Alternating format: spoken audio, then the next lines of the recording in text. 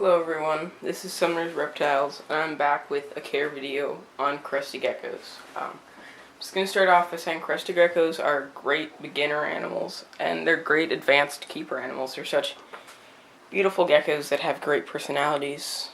They're just good keeping overall. Crested Geckos will get about 4.5 inches long normally, without their tails. With tails, they'll be around 8 inches. Crested geckos do live a little while, 15 to 20 years. So when you're getting one, be prepared to take care of it. For housing, you can house them in anything as complicated as an Exoterra, like the ones you see, the tall ones, or something like this. They'll do just fine in, as long as they have ample hiding and climbing spaces. I just cut the top off. I put some screen on the cage so you can see it, so it just lets proper airflow, and that's pretty much it for the housing. These guys, for temperature, they're also amazing animals because they don't need anything special other than most room temperatures. As long as your house isn't dropping below the low 60s in the wintertime, you should be fine with housing for them. Trying to show you my female gecko. I'll just grab her out, put her on that vine there. That's great. It saves a lot of money and worry and dealing with their temperature. Just make sure they don't get above 82. That can be a bit too much for them. For substrates, I would recommend really paper towels, especially for females, paper towels. And then a lay box for them, because females, even that haven't bred with males, will lay eggs. And paper towels are just good. These guys do need some humidity. Remember, I'd say somewhere around 60-70% humidity.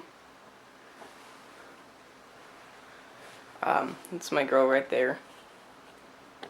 Lucy is her name. She's just a normal, but she's got some really pretty colors. She's got a tiny bit of pinning on her back, but she's produced some very nice babies before, so I'm excited to breed her this season. For food, you can feed them. Another thing that's great about them is this just stuff. It's Crested Gecko diet. I use the Pangea. I like it better than Rapashi. I've just had better use with it. My geckos all love it, and it does help them. I feel that they put on weight better with the Pangea mix rather than the Rapashi mix. You can also feed them like dusty crickets or things like that. She hates crickets. She'll get a waxworm like once a week maybe. For these guys, you don't actually need a water dish in their cage. As you can see, she doesn't have one. All you have to do is keep nice moisture on the leaves of the plants. Just kind of spray it. And they'll just lick the water droplets. Oh my god, sorry. Sorry, honey. And they'll just lick the water droplets off the leaves. That's why plants that have a lot of leaf coverage, like these, or especially these are bromeliads. I believe you can get those anywhere. Just make sure the right ones. Some plants can be toxic to reptiles. Crested geckos, as you can see, she does not have one, will drop their tails if stressed out, like most other geckos.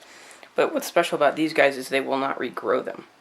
So, as you can see, she just kind of has a nub where her tail should be, because they don't regrow them. It's not really a problem. They're fine without their tails. They're not always as good at balancing. She's not as good of a climber as she used to be, but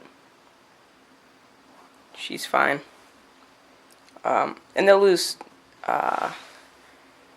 their tails in a lot of different ways. I've found it sometimes with breeding, they'll just drop them, or if they get especially stressed out, they'll definitely drop them.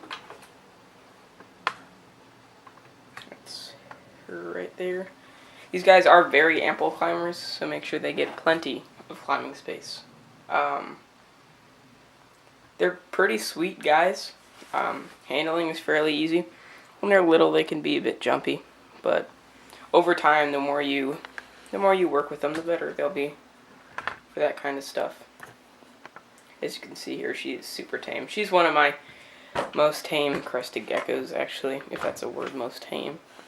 She's one of my more tame crested geckos. I could sit out and watch a TV show and she'd just sit on my lap with me. But crested geckos are all different. Over here we have one of my other crested geckos. He is a male pinstripe. He's very pretty, and he's still got his tail on here, so I'll just show you him. There he is. You guys can't see him, but right down there. I might have to pull him out for you guys because you can't see him very well. But he's a pinstripe. He has, you saw, if you watched my first video, you saw him, but he's a pinstripe, and he has a little bit of Dalmatian in him. It has proved out before. It's with her, actually. I've bred them together. You can't really see his Dalmatian on him. It's very hard. But some of his babies have turned out to be Dalmatian. You can see it on his tail. And as you can see, their tails are just like any other gecko's tails. They'll use them just to wrap around things. Or, yep. So that's just a care video for crested geckos. That's pretty much it. Just, they're pretty easy. Temperature's not a problem. Housing isn't a problem. Just make sure they have ample hiding and climbing space. They love to climb. That's pretty much it. Thanks for watching, guys. Bye.